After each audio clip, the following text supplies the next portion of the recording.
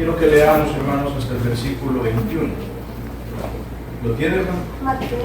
Mateo capítulo 18, versículos. Podemos leer, no sé, un poquito para adelante, sí. Podemos ir leyendo juntos ahí en él. Dice el Señor en su palabra: si tu hermano peca, ve y repréndelo a solas. Si te escucha, has ganado a tu hermano. Pero si no te escucha, lleva contigo a uno o a dos más, para que toda palabra sea confirmada por boca de 2 o 3 testigos. Y si rehúsa escucharlos, dilo a la iglesia.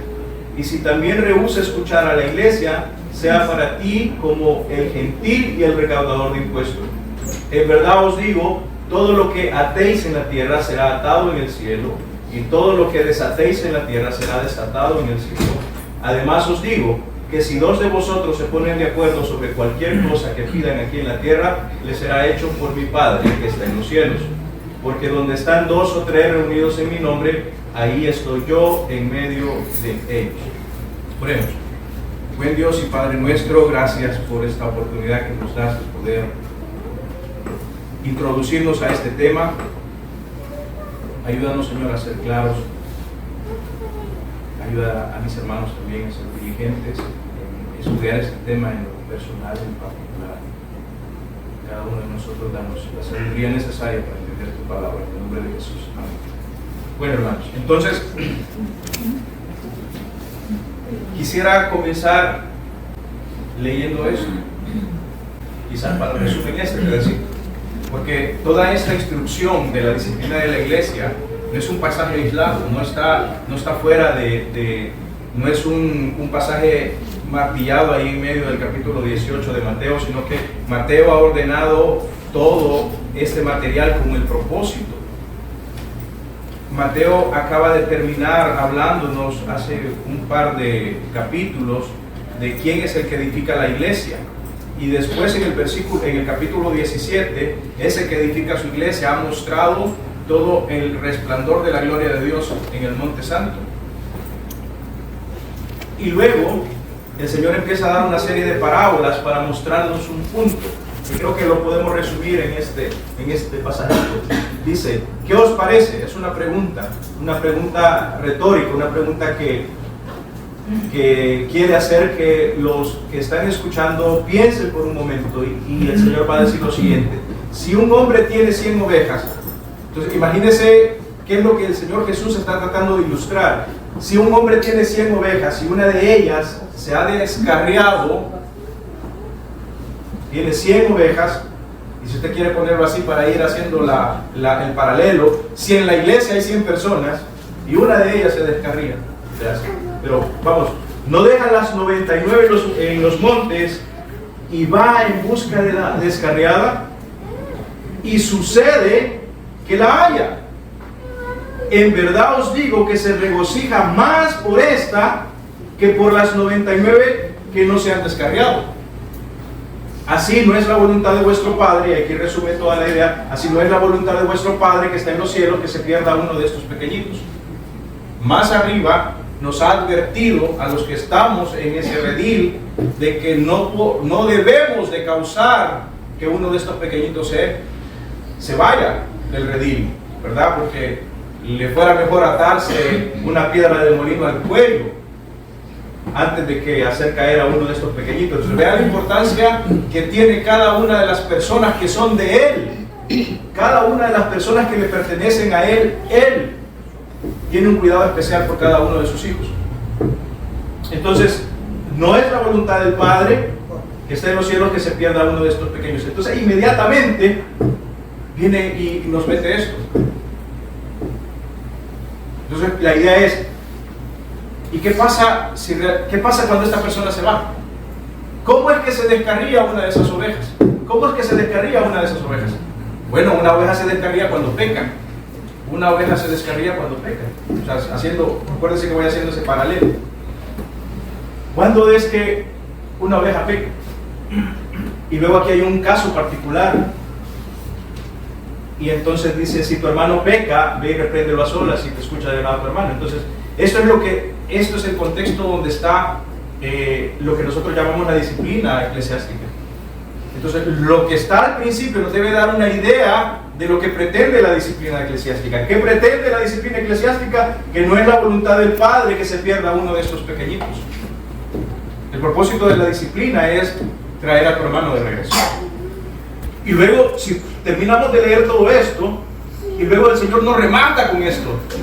Ok, ya les dije cuál es el proceso de la disciplina. Entonces, después de haber escuchado esto, imagínense, lo acaba de escuchar Pedrito, el apóstol Pedro, lo acaba de escuchar, se acerca al Señor y le dice: ¿cuántas veces pecará mi hermano contra mí que yo haya de perdonarlo? Entonces Pedro entendió que todo esto subyace o está ahí metido el tema de el perdón, que todo esto tiene relación con el perdonar a nuestros hermanos por las ofensas que hacen.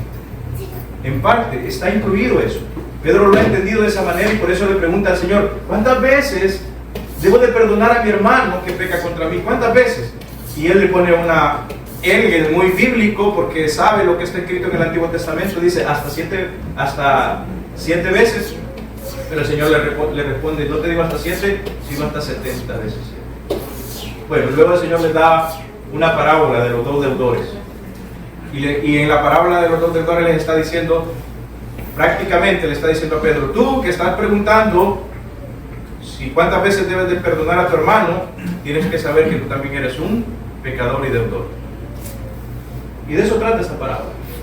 O sea, ponte no como juez, sino a la par del pecador. Entonces usted se recuerda de qué trata esta parábola, ¿verdad? Había un hombre que le cobraba a un hermano, a un consiervo de él: págame lo que me debes.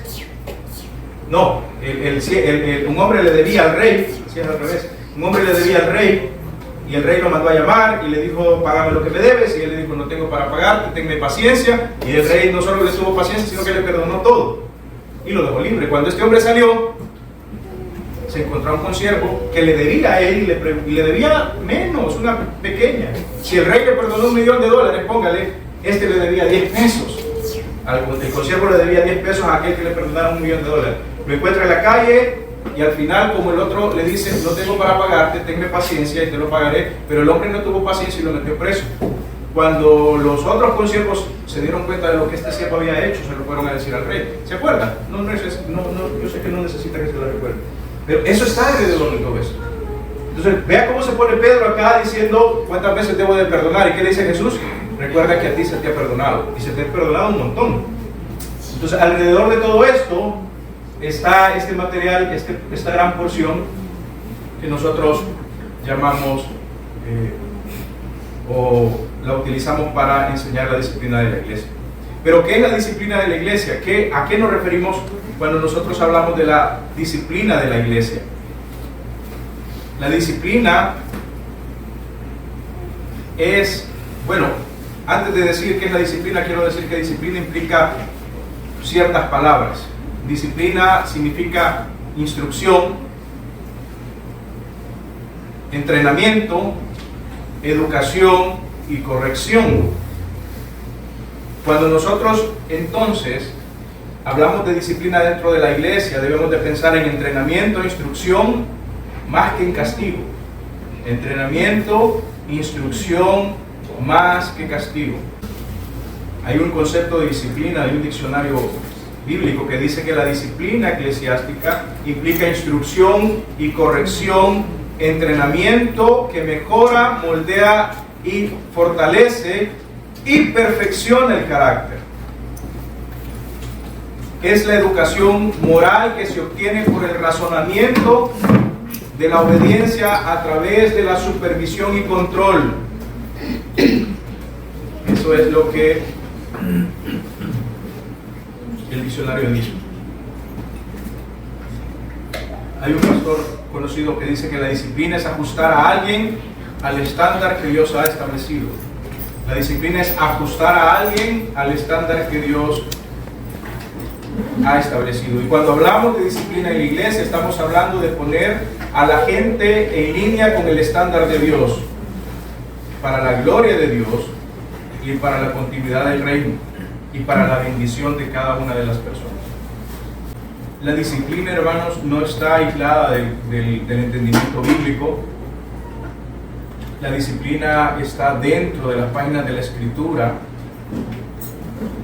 La disciplina, por ejemplo, es mostrada en el Proverbio 23:13, cuando nos dice que no debemos de rehusar la vara, no escatimar la vara para no arruinar al niño, dice una versión. No escatimes la disciplina del niño, aunque lo castigues con vara, no morirá. Lo castigarás con vara y librarás su alma del Seol.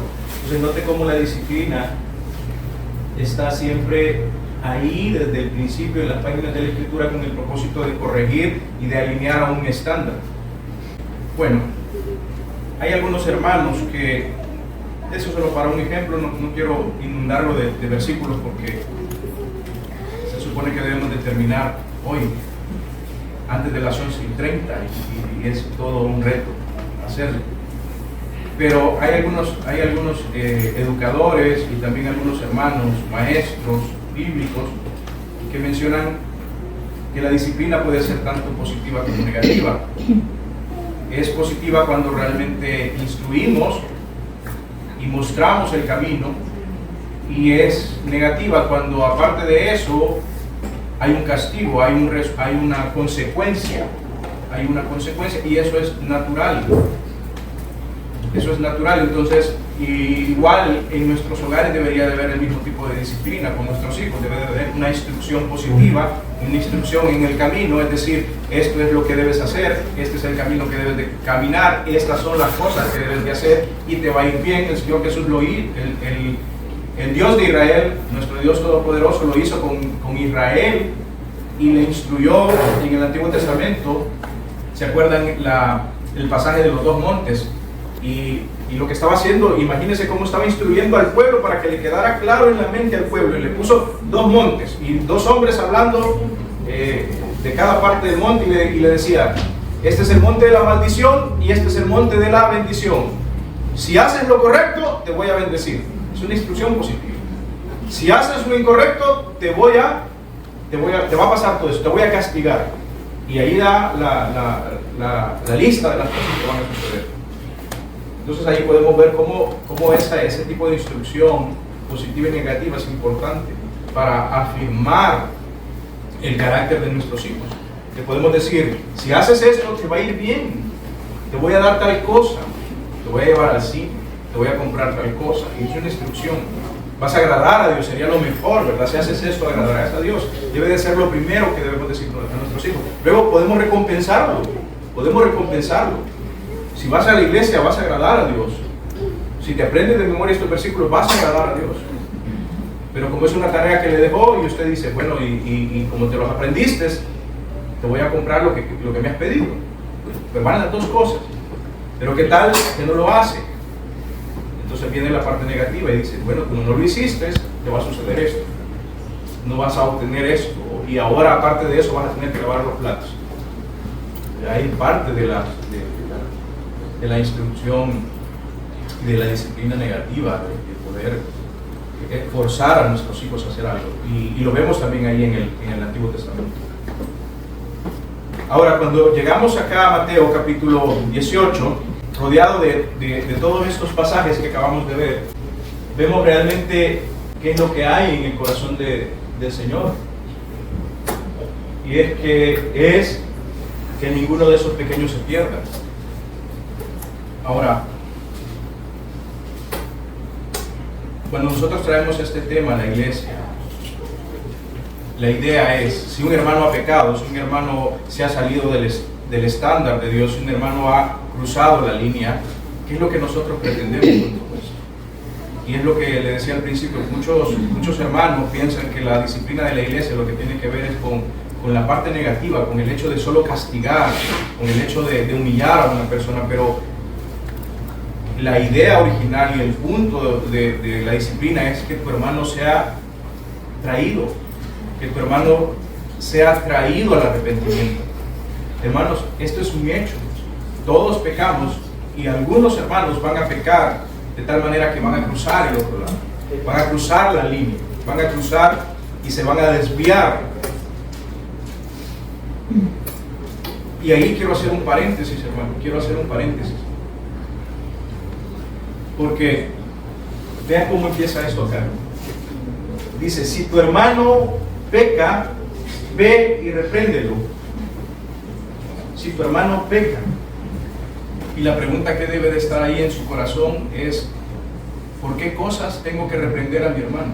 Y quizás ahorita no se conteste, pero tenga esa pregunta siempre. ¿Por qué cosas yo debo de reprender a mi hermano? ¿Está pecando contra mí? Sí. Está pecando contra mí, está pecando con la iglesia. Entonces tenga esa pregunta en su mente. Entonces quiero guiarlo yo rapidito acá en este versículo antes de ir a contestar esas preguntas. Quiero mostrarle 4 cosas que dice el texto rapidito. Vea lo primero que dice, dónde se debe de originar y dar la disciplina. ¿Dónde se debe de dar la disciplina? Vamos a leer el texto, dice, pero por tanto, si tu hermano peca contra ti, ve y repréndelo, estando tú y él a solas. Si te oyere, has ganado a tu hermano. Mas si no te oyere, toma contigo a 1 o 2, para que en boca de 2 o 3 testigos conste toda palabra. Si no los oyere a ellos, dilo a la iglesia. Entonces, el contexto general donde se debe de dar la disciplina es la iglesia. El lugar de la disciplina es la iglesia, es lo que dice el versículo 17. Y la palabra ahí que se utiliza es la palabra iglesia, que significa asamblea. Asamblea o sacados afuera, ¿verdad?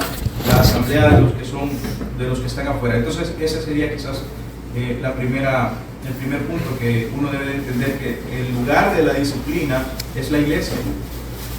No podemos ejercer disciplina fuera de la iglesia. Pero para ejercer disciplina en la iglesia debemos de saber quiénes son aquellos que están en la asamblea, debemos de saber quiénes son aquellos que han sido sacados fuera, debemos saber aquellos que pertenecen a la iglesia. Y ese es el propósito de todas estas enseñanzas que venimos o que pretendemos dar en el curso de membresía, es saber quiénes pertenecen a la iglesia. Y las iglesias, hermanos, que no tienen una idea de la membresía o no tienen el concepto de membresía o no practican la membresía, no pueden saber quiénes pertenecen a la iglesia. Realmente cualquiera puede ir y reprender a alguien, hermanos. Cualquiera puede ir y reprender a alguien. Es más, muchas veces somos reprendidos por otras personas en la calle. Cualquiera puede reprendernos.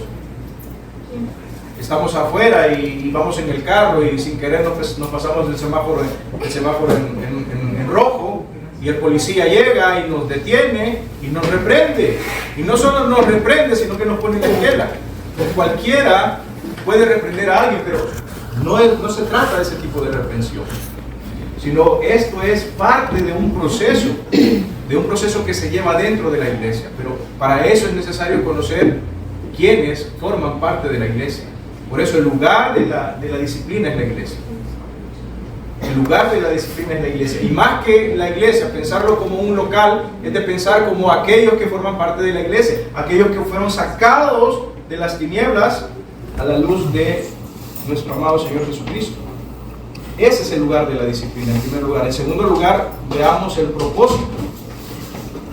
Voy volando con eso, hermanos. Que el propósito, véalo en el versículo 15. Por tanto, si tu hermano peca contra ti, ve y repréndele,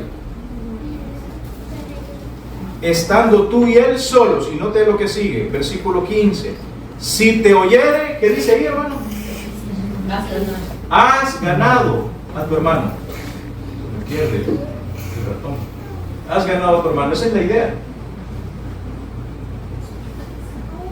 Si te escucha, has ganado a tu hermano. Ese es el propósito de la disciplina. Ganar a nuestros hermanos, traerlos al arrepentimiento, hacer que vean su pecado y se arrepientan, mostrarles su pecado, instruirlos, corregirlos para que vengan al arrepentimiento. Ese es el propósito de la disciplina. Entonces, el lugar de la disciplina es el contexto de la iglesia, no afuera. Cualquiera puede reprender a alguien afuera. Tampoco es disciplina eclesiástica cuando reprendemos a nuestros hijos en la casa. Eso es parte de nuestra labor como padres. Pero la disciplina eclesiástica, por eso es eclesiástica, disciplina en la iglesia. Ese es el lugar. Y el propósito es ganar a nuestros hermanos. La intención de la disciplina no es sacar a alguien de la congregación, hermanos. No es sacar a alguien, no es expulsar a alguien de la congregación. No es no dejarlo entrar ahí a las puertas. La idea es que cuando una persona ha desobedecido a Dios, está con una actitud soberbia para con Dios, la idea es traerlo al arrepentimiento. Traerlo. Y esa idea de traerlo, hermano, que el propósito es traerlo. ¿Por qué decimos traerlo? Porque cuando una persona peca de una manera que su corazón se pone duro, realmente lo que esa persona está mostrando es que se ha alejado. Fíjese cómo, vaya conmigo a Colosenses, cómo lo hemos estado estudiando. Vea la mente de una persona que es enemiga de Dios. Colosenses capítulo 1. ¿Se acuerda? ¿Cuál es la mente de una persona que es enemiga de Dios y cómo realmente algunos pueden llegar a esta situación? Vea el versículo 21 de Colosenses. Y a vosotros también, que erais en otro tiempo extraños y enemigos.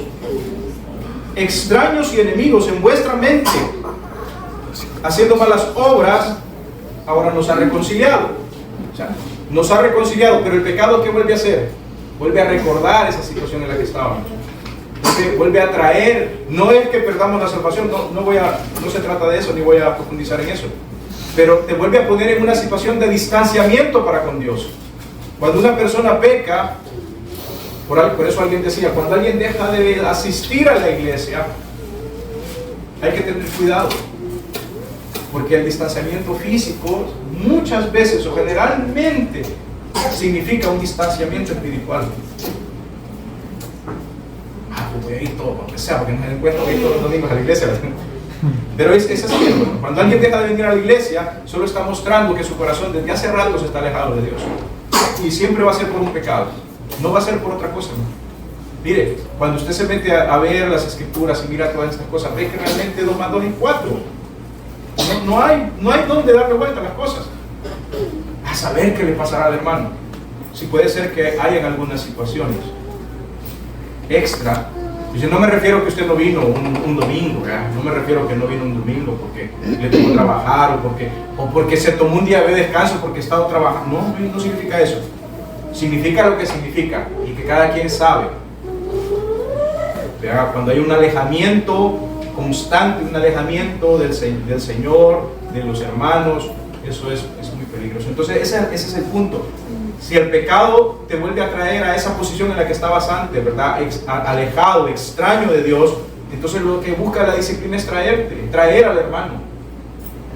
Traerlo. Ese es el propósito. Has ganado a tu hermano porque lo has traído del alejamiento espiritual en el que estaba. Ese es el propósito. Estamos tratando de recuperar a un hermano que es valioso para Dios. Lo vimos aquí, es valioso para Dios. No es la voluntad del Padre que está en los cielos que se pierda uno de estos pequeñitos. Dios no quiere eso. Entonces estamos buscando. Entonces noten cómo la iglesia debe de realmente esforzarse. Debe de ir. Aquí dice, ve y repréndele. Anda, toma acción, levántate. Y ese es el propósito. Adelante. Estaba pensando que, por ejemplo, la Reina Valera dice, si tu hermano peca contra ti. Sí. Entonces pareciera que el pecado tiene que ser contra una persona. Sí. Particular. Pero, ¿qué pasaría? Y más que todo, saber cómo sería el trato de nuestra iglesia. Si el pecado no es contra mí, pero he visto pecar a mi hermano, ¿debo de ir y reprenderlo? ¿O como no es contra mí, me debo de quedar sin hacer nada? Buen punto, hermano. Gracias. Y se me había olvidado que esta es una clase. ¿Pueden preguntar? Sí, no, pero sí es una clase. Hermanos, vea, es bien interesante ese punto, porque en el idioma original, aunque sí, hermanos, más adelante tiene la idea de pecar contra la persona, pero está hablando en general, si un hermano peca. Y es ahí la pregunta que yo les dije que tuviéramos ahí guardadita. ¿Cuándo voy a ir y reprender a mi hermano? Y como esta es disciplina eclesiástica, todos los pecados que una persona haga y que se salga, que cruce la raya y y que vaya en contra de la voluntad de Dios, me concierne a mí como parte de la iglesia. Como parte de la iglesia, hermanos. Si yo soy parte de una iglesia, no sé qué parte soy de la iglesia, pero quizás soy los cálculos, como decía mi hermano, que solo para dar molestias, ¿verdad? Pero ahí está dentro del cuerpo. Ya, así decía, hay hermanos que son pies, oídos, ojos. Yo no sé qué parte del cuerpo somos, pero somos parte del cuerpo de la iglesia. Y si un hermano peca contra la cabeza del cuerpo, está pecando contra todos. Entonces tengo que ir a reprenderlo. Pero no hacerlo público, ya vamos a ver el proceso, pero sí, hermano, sí tengo que ir. Si yo me doy cuenta de un pecado que un hermano está cometiendo contra el cuerpo, contra la cabeza, que es Dios, que es Cristo, yo debo de ir y reprenderlo. ¿Sí? No necesariamente, incluso, hermano, fíjense, y me voy a adelantar porque cabal iba a hacer esa diferencia. Cuando el hermano llegue ahí algún día. Aquí, fíjense que la Reina Valera dice: si tu hermano peca contra ti, ¿qué tal si yo voy y de repente digo una palabra, digo algo contra mi hermano Iván que no le gustó a él? Eso puede entrar dentro de la disciplina eclesiástica. O puede entrar, o lo puedo manejar de otra manera. ¿Y qué tal el versículo: honrale es al hombre pasar por alto la ofensa? ¿Qué tal si yo paso por alto la ofensa? ¿Qué tal si yo perdono? Porque recuerde, todo eso está dentro de esto. Entonces, ¿por qué voy a ir a reprender a mi hermano? Es que me miró mal. Y a mí no me gusta que me miren mal. ¿Qué podría ser? A mí ¿qué se me viene a la mente? Ayúdenme. ¿Cómo pueden los hermanos ofenderme a mí? Es que no me invitó al... es que no me invitaron al baby shower. No me tomaron en cuenta. Ajá, qué sé yo, hermano, pero usted se ofende por eso. Yo me ofendo por algunas cosas. Tengo que ir a reprender. Y el hermano ni siquiera se ha dado cuenta de lo que ha hecho muchas veces. Entonces ahí entramos, hermanos, y por cuestión de tiempo, quizás más adelante, otro día lo podamos hacer, lo que nos habla Santiago capítulo 4. Y Santiago capítulo 4 dice: porque hay pleitos entre ustedes. No es de sus deseos desordenados que pelean dentro de ustedes. Y ¿sabe qué es lo que sucede? Rapidito le digo, ¿sabe por qué nos enojamos con la gente, hermano? Porque usted quiere algo, todo adentro de nosotros siempre andamos queriendo cosas. Los que no hemos desayunado queremos comer. Y a veces ese deseo se puede desordenar, depende del tiempo que pase yo sin comer. Y así. Y otros pueden estar deseando dormir. Y ese deseo de dormir se puede desordenar, depende de cuánto tiempo pase que usted no duerma, o que el vecino no lo quiera dejar dormir porque le ha puesto el reggaetón. Entonces, mire, nosotros estamos deseando cosas todo el tiempo, deseando cosas, pero cuando esos deseos van más allá y no concuerdan con los deseos de mi hermano, entonces ahí hay pleitos. Pero ¿qué debo de hacer con eso, hermano? ¿Qué debo de hacer con eso? Primero examinarme, si no es un deseo desordenado, si no es que yo estoy elevando el problema, ¿no? ¿Por qué estoy enojado? Esa es la primera pregunta que debo de hacer. ¿Por qué estoy enojado con mi hermano? Bueno, quizás ni siquiera estoy enojado si el hermano no me saludó, porque ni sentido que yo estaba parado ahí y yo bien enojado, hasta he dejado de dormir pensando que el hermano Iván no me saludó el domingo. Y usted está llevando el gran pleito. Entonces ahí, hermano, hay cosas que tienen que ver con las relaciones interpersonales, las relaciones que tengo con mi hermano, que yo debo de examinarme en primer lugar, luego debo de arrepentirme. Luego, ¿qué dice? ¿Qué dice Pedrito? Considerando ¿a quién? A tu hermano, ¿cómo? Como superior a ti. Entonces yo veo y digo, no, pero yo sé que mi hermano está ocupado, yo sé que mi hermano es esto, yo sé que mi hermano es esto. Entonces, ¿qué hago yo? Voy y saco eso de mi corazón. Honrale al hombre pasar por alto la ofensa. Entonces, no es que cualquier pecado voy a ir a meter ahí, ¿verdad? No es que cualquier pecado, aunque ahí es en general, pero yo tengo que pensar ahí, ¿qué pecado voy a meter ahí? Porque si es así, hermano, vamos a tener disciplina eclesiástica solo porque no lo invitaron a tal lugar, solo porque no le dieron un regalo en el cumpleaños, solo porque le dieron un pedacito de carne más chiquito a usted. Ese es el hermano, me tiene, ya la traje conmigo, ¿ya? No, lo que pasa es que ahí hay un montón de cosas de tela que cortar. Pero hermanos, eso es importante. Tenemos que tener ese equilibrio, debemos de saber qué es pecado y qué no es pecado. Bueno, si quiere tenga un estándar, ahí tiene los 10 mandamientos. Ahí tiene mida con los 10 mandamientos del pecado de su hermano, que pueda servir para reprenderle y que pueda estar afectando a la iglesia. Bueno, no sé si hay preguntas hasta aquí.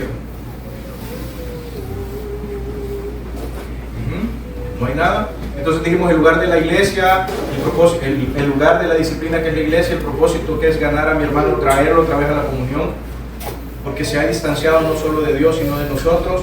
Y en tercer lugar, ¿a quiénes se debe? ¿A quiénes se debe? Miren lo que dice aquí. ¿A quiénes se debe de aplicar disciplina? Si tu hermano. ¿Y quién es mi hermano?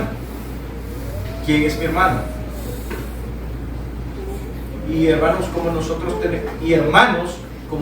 tenemos la costumbre de llamarle hermano a todo el mundo, y yo le he dicho a mi esposa, yo me quiero quitar la maña de decirle hermano a todos los hermanos. Yo les quiero decir su nombre, pero yo sé que los hermanos me van a empezar a ver mal.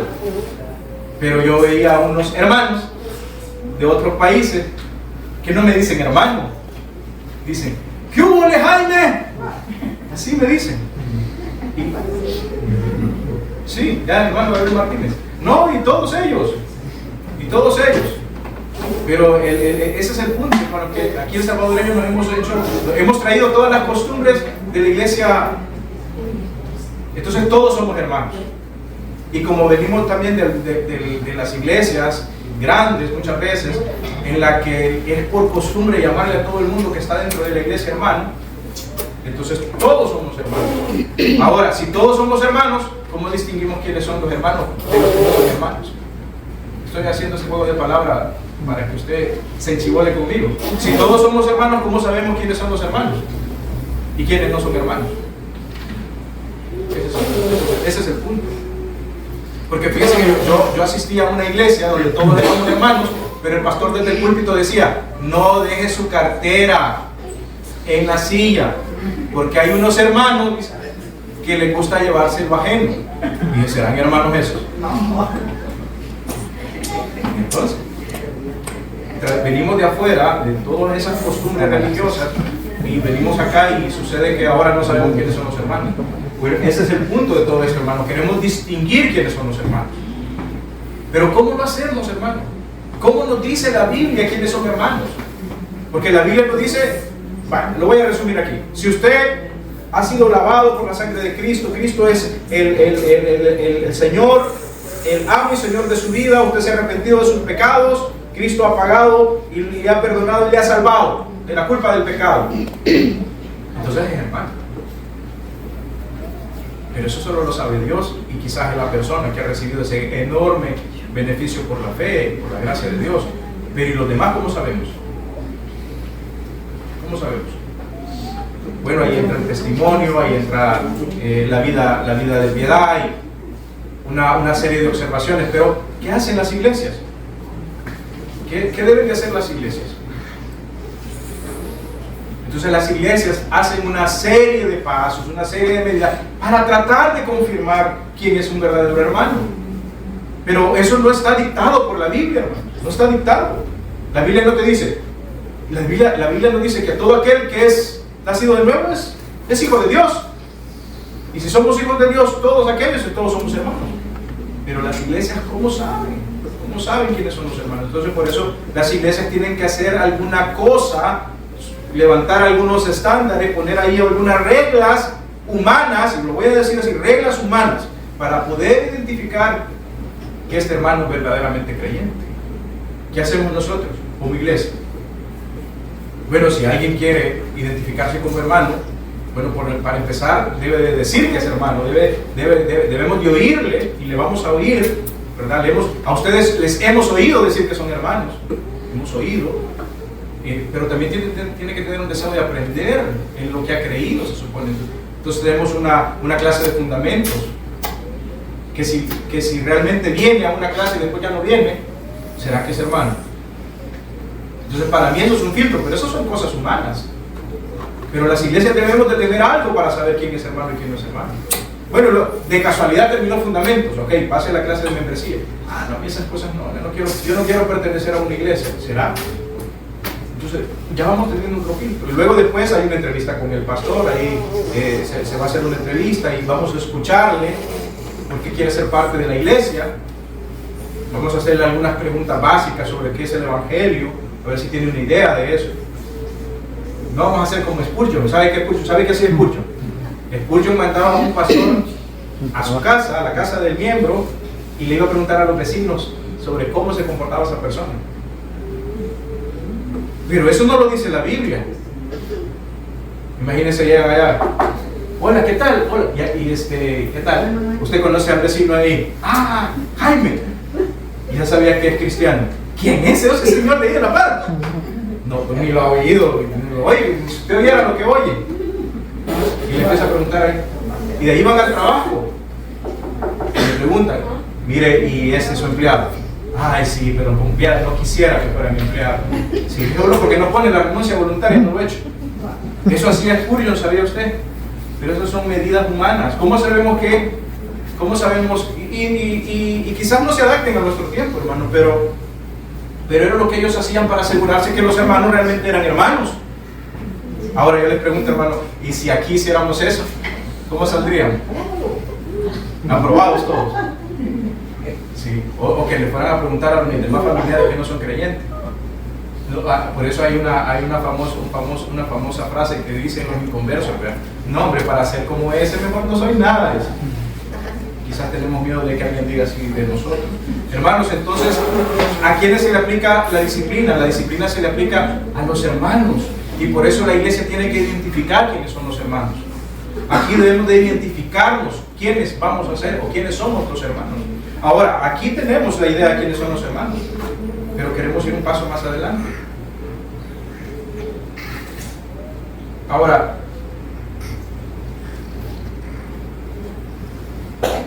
estoy tratando de saltarme un montón de cosas porque quiero irme solo a lo importante. ¿Cuál pecado necesita disciplina?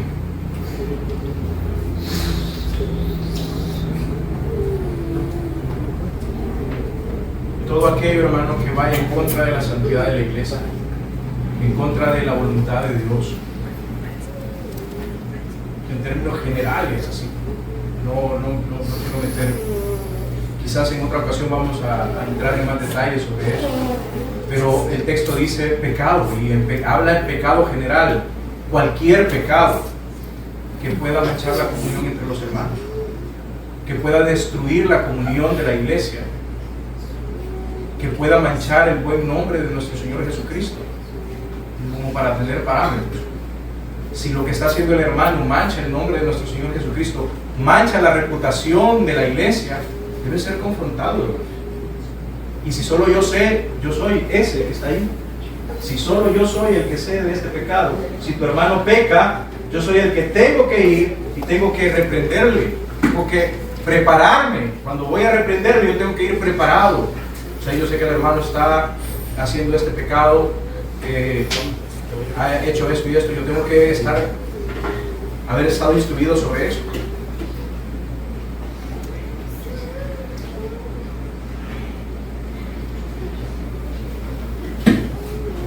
Bueno, así, hermanos, veamos entonces una cuarta cosa. ¿Quién es el que va por el hermano? Y vea lo que dice el 15. Por tanto, si tu hermano peca, ve.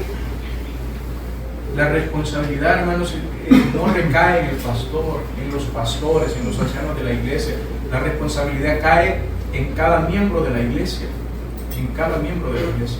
Cada miembro de la iglesia es guarda de su hermano. Yo siempre traigo esta ilustración de Caín y Abel, ¿verdad? Me gusta ponerla porque Caín le dice al Señor cuando le pregunta ¿dónde está tu hermano? Y él le dice, yo no sé, ¿acaso soy yo guarda de mi hermano? Y él elude toda la responsabilidad, no porque fuera irresponsable, sino porque lo había matado, ¿verdad? Pero en nuestro caso nosotros somos guardas de nuestros hermanos. Estamos puestos ahí para velar por ellos, para velar los unos por los otros. Eso quizás lo vamos a ver en otra clase, los unos por los otros, la responsabilidad que tiene cada miembro de la iglesia con otro. Yo tengo un montón de responsabilidades para con usted y usted tiene un montón de responsabilidades para conmigo. Entonces, si usted me ve andar de una manera que no es digna de la vocación con la cual yo he sido llamado, usted tiene que ir, tocarme la espalda y decir, hermano, ¿puedo hablar con usted un momento?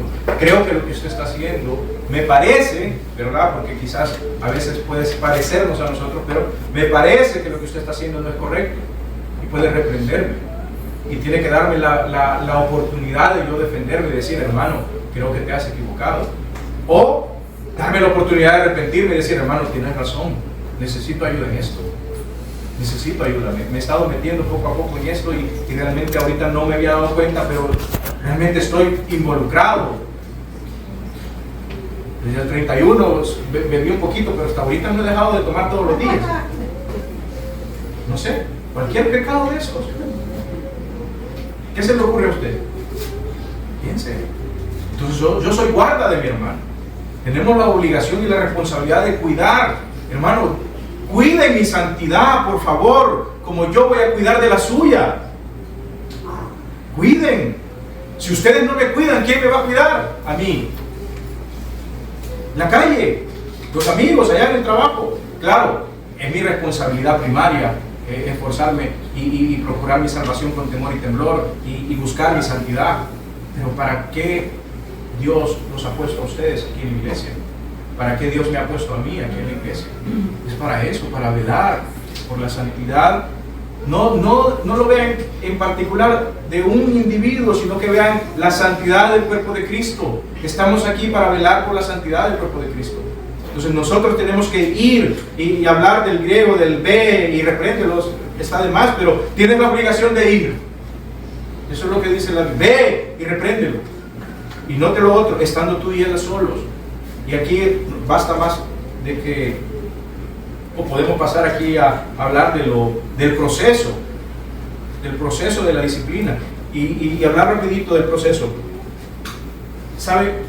Si eso se trata de mantener el buen nombre de nuestro Señor Jesucristo, el Señor ha provisto este proceso de tal manera que se mantenga así.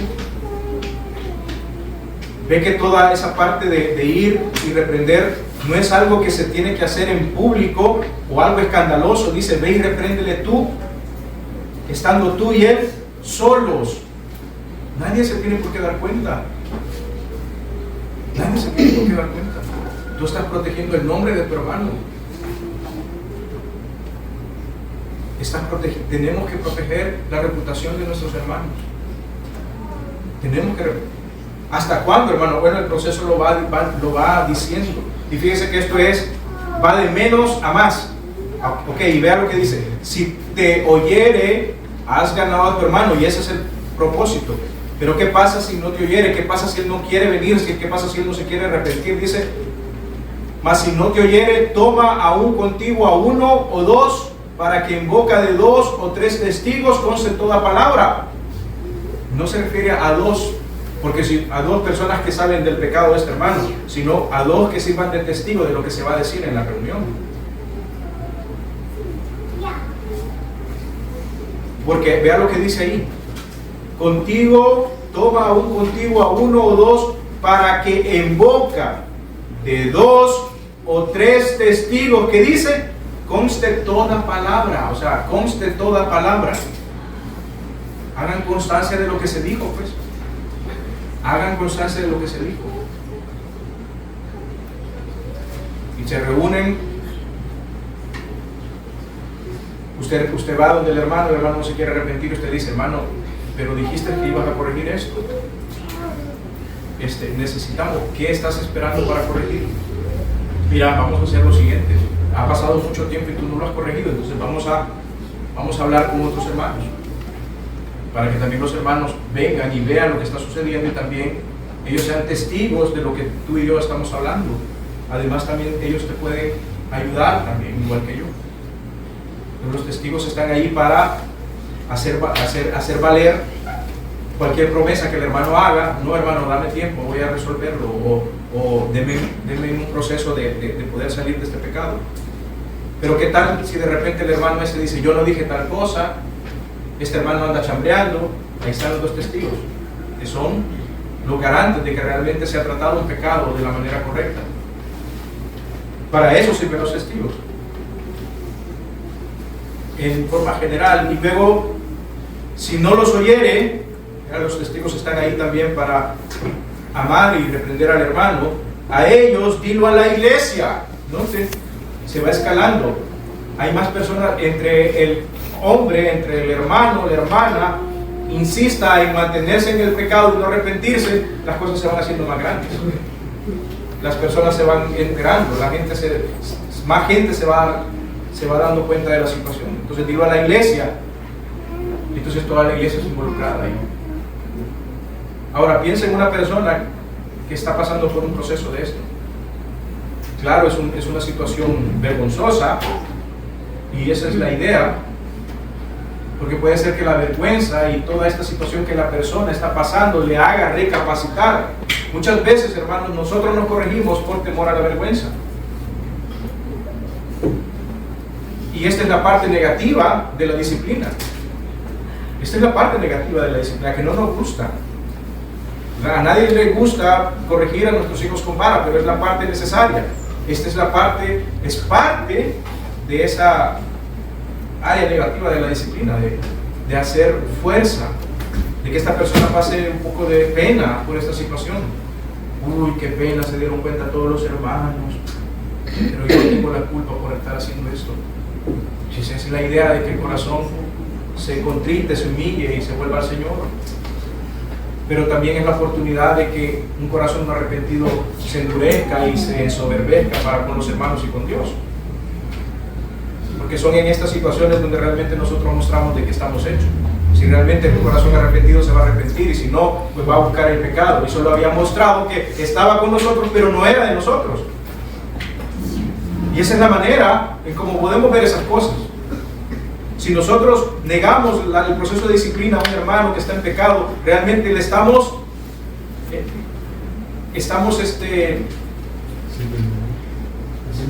haciéndole un mal, sí, pero hay algo, estamos como engañándolo. Es como que un equipo diga, ganó el mundial, pero puros penales. No es bueno, simplemente le regalaron todos los penales. ¿Vea? Imagínense que haya pagado al árbitro para que le den penales, o amañando el fútbol, ¿verdad? Entonces, es el campeón. ¿Cómo puede decir que es el campeón si? Entonces, ¿cómo puede decir alguien que es creyente y realmente lo estamos chineándole el pecado? Y es lo que pasa en algunas iglesias donde no se practica la disciplina. Ahora, por último, vea la parte del proceso número 1. Ve tú, estando tú con él a solas, ¿verdad? Repréndelo, instrúyelo, corrígelo. Si realmente él se arrepiente, hagan a otro hermano. Ahora, si no se arrepiente, ve y lleva a los testigos para que hagan el mismo proceso. Pero ya no eres solo tú, sino que son dos más. Son tres haciendo el mismo proceso, que buscan ganar a su hermano. Y si no los oyere a los tres, dilo a la iglesia. ¿Qué busca la iglesia ahí? Ganar al hermano. Ganar al hermano. ¿Y qué pasa? Versículo 17 y 18. Si no los oyere a ellos, dilo a la iglesia. Y si no oyere a la iglesia, denle por gentil y publicano. Estas dos palabras describen realmente lo que es esa persona. Gentil no es un no judío, es alguien que no pertenece al pueblo del pacto, ¿verdad? Entonces es un extraño. Pero si lo llevamos al ámbito espiritual, es Colosenses 1, 21, 23. Extraños, alejados de Dios. Es lo que siempre han sido. No pertenecen a la iglesia, se llamaban hermanos, pero no eran hermanos. Aquí está diciendo, tenlo por gentil, tenlo como lo que era antes, un extraño, alejado de Dios, en su mente, haciendo malas obras. Siempre ha sido ese, y siempre va a seguir siendo esa persona. hasta que Dios le salve. Entonces tenlo de esa manera, tenlo como un gentil. Es una ilustración de la realidad espiritual de ese hombre, alguien que no pertenece al pueblo, alguien que está alejado de Dios. Y luego tenlo como publicano. ¿Y quién? El publicano sí era un judío, el gentil no era judío, el publicano sí era judío, pero ¿qué había hecho el publicano? Había traicionado al pueblo, había vendido, había adquirido, digamos, los derechos de cobrar impuestos sobre una zona para que Roma pudiera cobrar los impuestos. Es decir, se había vendido a Roma para poder tener un beneficio de su pueblo. Entonces ellos cobraban el impuesto, pagaban el tributo a Roma y ellos se quedaban con parte. Entonces eran unos traidores. Eran unos traidores. Entonces tenlo como un extraño y traidor. Y ahora, por último, vea cuál es la autoridad que tenemos para hacer esto. La autoridad que tenemos para hacer esto está en el 18. De cierto os digo que todo lo que atéis en la tierra será atado en el cielo, y todo lo que desatéis en la tierra será desatado en el cielo. Otra vez os digo que si dos de vosotros, esto está con la idea de no decir de que la idea que tiene la iglesia general, de que si dos personas se ponen a orar por una cosa, Dios les va a hacer esa cosa, ¿verdad? Oremos, vos ponete de acuerdo conmigo que Dios me conceda que me den el préstamo de la casa, porque acordate que si dos se ponen de acuerdo, dice, que dice el texto, que si dos de vosotros se pusieran de acuerdo en la tierra acerca de cualquier cosa que pidiereis, será hecho.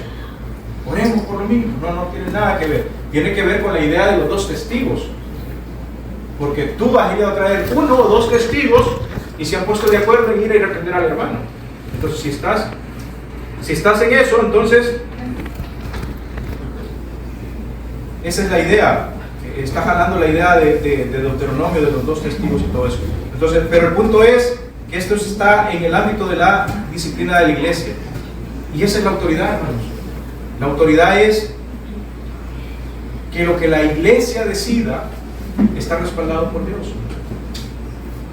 Lo que la iglesia decide está respaldado por Dios. Ahora, esa sería prácticamente la idea del proceso. Vas y reprendes a tu hermano estando ahí a las olas. Si el hermano no obedece, vas y llevas dos testigos. Si el hermano no obedece, involucras a más personas y lo dices a la iglesia. Si esta persona no obedece, ya ni le llamo hermano, porque sería muy raro, pero bueno, voy y le digo a la iglesia, y si no obedece a la iglesia, entonces le tengo por gentil y publicano. Lo saco de la comunión, esa es la idea. Lo saco de la comunión. ¿Y cómo puedo saber si alguien tiene comunión conmigo? ¿Le cierro la puerta de la iglesia? No. Lo que hago es, lo excluyo de la membresía de la iglesia. Lo excluyo de la cena del Señor. No puede participar de la comunión de los santos. No puede ser miembro de la iglesia. Está excluido de la membresía.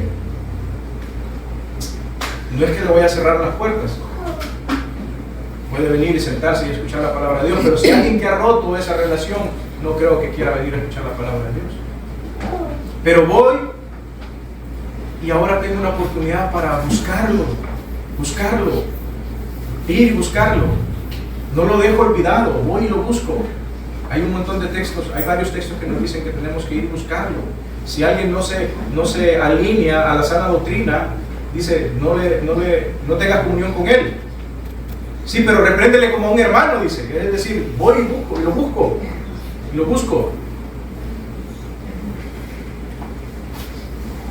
Ahora, hay ciertas cosas, hermanos, que con esto voy a cerrar con dos cosas importantes. Ese es el proceso. ¿Qué busca el proceso de la disciplina? Restaurar a mi hermano. Restaurarlo, mostrarle que está en pecado y que necesita arrepentirse. La restauración no implica, venite, no importa lo que hayas hecho, venite y le voy a chichillar el pecado. No, la idea es que él sea confrontado por su pecado y se arrepiente. Pero hay dos cosas, hermanos, que realmente la iglesia debe ser bien severa y la iglesia lo enseña. Con aquellos que causan división no hay un proceso, esos se cortan de raíz. Lo enseña Timoteo. Por el tiempo no lo vamos a ver, pero aquellos que causan división, lo que más detesta el Señor es las personas que causan división en la iglesia. Entonces eso debe de ser juzgado severamente. Eso. Y el segundo, los pastores. Los pastores. 2 minutos y termino. Ahora.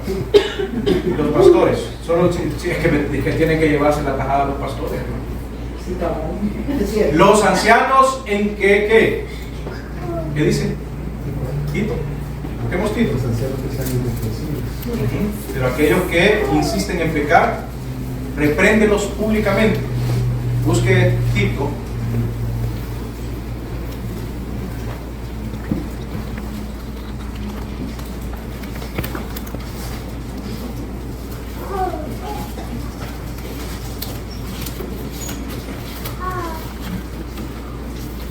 Bueno, 1 Timoteo 5:20, hermano. 1 Timoteo 5:20. No estoy diciendo que es Tito, pero es Timoteo. Vea qué importante es esto. Vea cómo la palabra de Dios se